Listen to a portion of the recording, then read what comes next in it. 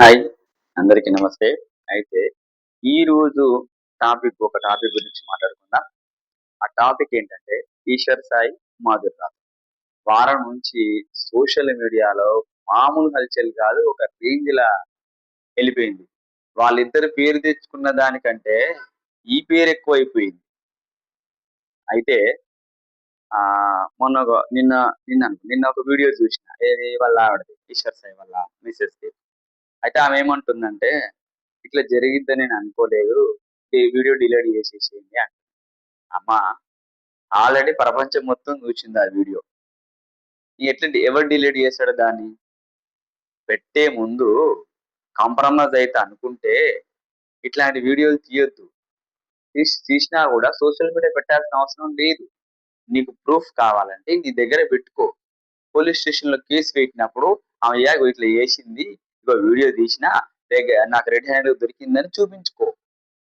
బావుంటది. మొత్తం తీసుకొచ్చి బజార్‌లో పెట్టి అయ్యో పాపం అంటే ఎట్లా? ఇప్పుడు నీ సంసారం బాగుంది. మీ ఆయన కాబట్టి నువ్వేదో తప్పు చేసింది కాబట్టి వాడిని క్షమించి వదిలేసినావు. నీ సంసారం చూసుకున్నావు. నీ స్వార్థం చూసుకున్నావు. బాగుంది. రైట్ ఓకే అయిపోయింది. కానీ మాధురి రాథోడ్‌కి పెళ్లి కాలే. ఆమె పెళ్లి గాని ఒక మహిళ, స్త్రీ. ఇప్పుడు ఆమెకు పెళ్లయిద్దా? ఎవడన్నా చేసుకుంటాడా ఆమెని? ఆమెను ఎట్లా చూస్తారు? ఎంత విచిత్రంగా చూస్తారో తెలుసా? చాలా దారుణంగా చూస్తారు. ఇప్పుడు మాధురి రాథోడ్ బతుకు ఆగం. నువ్వు మంచిగానే ఉన్నావు. నీ ఆయన మంచిగానే ఉన్నాడు. కానీ ఆగమైంది మొత్తం మాధురి రాథోడ్ బతుకు ఆగమైపోయింది. మాధురి రాథోడ్ ఇప్పుడు తల ఎత్తుకోదు. తిరగలేదు. 10 మందిలకి రాలేదు. చుట్టాల దగ్గరికి పోలేదు. ఇంట్లో ఉండలేదు. అసలు ఆమెకు ఒక్కొక్కసారి అనిపిస్తుంది అమ్మ నా బతికెందుకు నాయన చస్తే బాగుండు అనిపించడం అనిపిస్తది. అంత దారుణమైన పరిస్థితి చేసినావు. ఎందుకంటే ఎంత ఫేమ్ ఉందో అంత పాతాళానికి తొక్కేసినావు. కానీ వీడియో వల్లనే. సరే ఆళ్ళిద్దరి మధ్యలో ఎఫ్ఐఆర్ ఉందని నీకు తెలుసు. ఫస్ట్ నుంచే తెలుసు. ఇద్దరికేదో నడుస్తుంది. ఇద్దరికి నడుస్తుంది. ప్రూఫ్ కోసం నువ్వు ఆ వీడియో తీయాల్సొచ్చింది. నాకు అర్థమైంది. ఇంకోటేంటంటే ఆ విషయాలని అతను నీ వీడియో తీసింది ఒక అమ్మాయి. వీళ్ళిద్దరి వల్ల నువ్వు అక్కడికి రాగలిగావు. నాకు అర్థమవుతుంది. చాలా మందికి అర్థమవుతుందనుకో. కానీ నువ్వు వచ్చినప్పుడు డోర్ ఎవరు తీసిర్రు నీకు? డోర్ తీసినప్పుడు ఆ అమ్మాయి బెడ్ మీద ఆయన బాత్రూమ్ దాసుకున్నాడు. మరి డోర్ ఎవడు తీసిండు? చాలా మందికి డౌట్ ఉంది. అడగలేకపోతున్నారు. అడుగుతున్నారు. ఒక్కొక్కరు ఒక్కొక్క విధంగా సెటర్‌లేస్తున్నారు. ఎవరికి నచ్చినట్టు వాళ్ళు వీడియోలు తీసుకుంటున్నారు. చాలా బాగుంది. కానీ ఒకటి మాత్రం చెప్పగలను.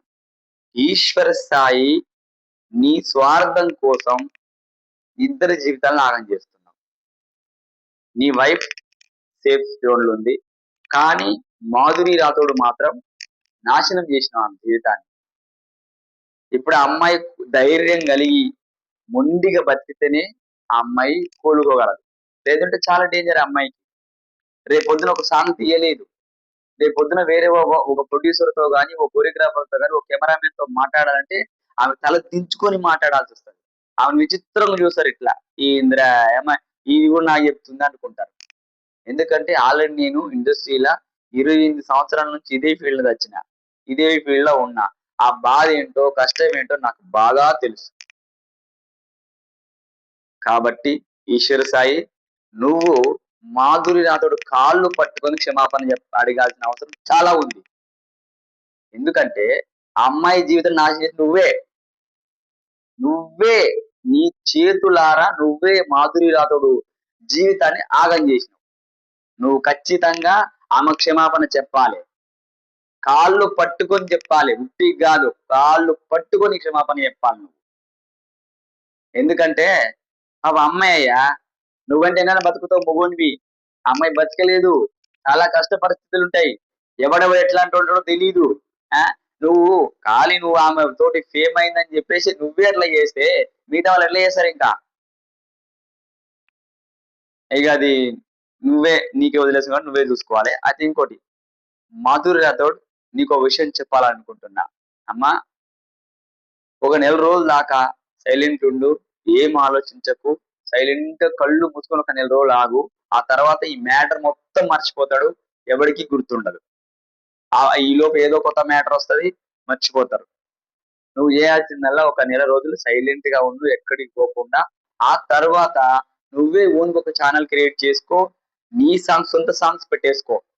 ఎవ్వడు భయపడాల్సిన అవసరం లేదు. ఎవడికి జడియాల్సిన అవసరం లేదు. ఎవడికి భయపడాల్సిన అవసరం లేదు. నీ దగ్గర అమౌంట్ ఉండే ఉంటుంది ఖచ్చితంగా. కాబట్టి నువ్వే ఓన్ ఛానెల్ పెట్టేసుకో. నువ్వే క్రియేటర్, నువ్వే హీరోయిన్, నువ్వే ప్రొడ్యూసర్, నువ్వే అంతా. కాబట్టి నీకు ఫ్యాన్స్ ఫాలోయింగ్ బొచ్చెడుంది. చాలా మంది ఫ్యాన్స్ ఫాలోయింగ్ ఉన్నది నీకు కాబట్టి నీకు ఏ ప్రాబ్లమ్ లేదు. కాకుండా ఈశ్వర్ సాయి ఒక అమ్మాయి జీవితం నాశనం చేసినావయ్యా నువ్వైతే. మరీ అన్యాయంగా చేసినావు ఆ అమ్మాయిని. ఇక ముందైనా మాధురి రాథోడ్ లాంటి మంచి మంచి డాన్స్ మాస్టర్లకి, డాన్సర్స్‌కి, హీరోయిన్‌లకి నేను చెప్పేదేంటంటే మీ జీవితాలు ఆగం చేసుకోకండి. ఇట్లా బయట పెట్టుకొని లాడ్జ్ జిల్లాలకు దొరికి ఆగమాగం చేసుకోకుర్రి. అసలు నాగదుర్గ తర్వాత నెక్స్ట్ హీరోయిన్ ఈ అమ్మాయే. అంత ఛాన్స్ ఉంది ఆ అమ్మాయికి. అంత ఉండే. కానీ మొత్తం విషర్ సాయి మొత్తం తొక్కి పడేసినావు నువ్వు. ఆ అమ్మాయి జీవితాన్ని ఆగం చేసినావు. ఎక్కడ పోకుండా ఏం చేయకుండా ఇప్పుడు ఆ అమ్మాయితో ఏమైనా చేయాలన్నా కూడా భయపడతారు.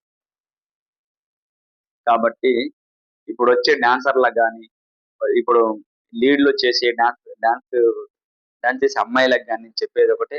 ఎవరు జీవితాన్ని ఆగం చేసుకోవద్దు. ఎవడో ఏదో చెప్పిండని నమ్మొద్దు. మీకు నచ్చితే వాడు పెళ్లి చేసుకుంటా అంటే అప్పుడు ఏమన్నా చేయండి. అంతే తప్ప పిచ్చి పిచ్చి చేతలు చేయకుర్రి. నిమ్మలంగుండుర్రి. ఇండస్ట్రీకి చెడ్డ పేరు తీసుకురాకండి. చాలా మంది అంటున్నారు ఫోక్ ఇండస్ట్రీ మొత్తం అంతే, తెలుగు ఇండస్ట్రీ మొత్తం అంతే, సినిమా ఫీల్డ్ అంతా అంతే అని. తప్పది. వాళ్ళకి తెలీదు. అట్లే అంటారు. ప్రతి ఒక్క ఫీల్డ్‌లో ఇట్లాంటివి ఉన్నాయి.